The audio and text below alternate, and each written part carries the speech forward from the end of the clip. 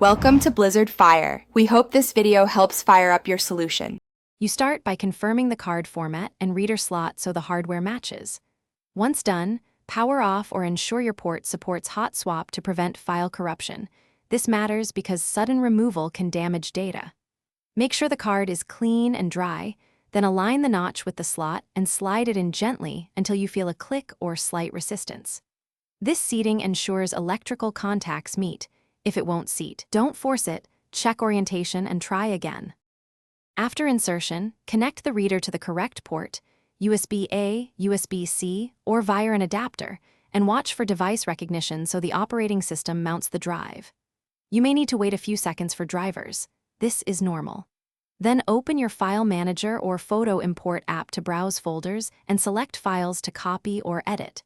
Use drag and drop or copy-paste and monitor transfer progress. Make sure transfer is complete before attempting to remove the card. To finish, use the operating system's eject or safely remove function. This flushes cached writes and prevents file damage. Once the OS confirms it is safe, gently remove the card or reader.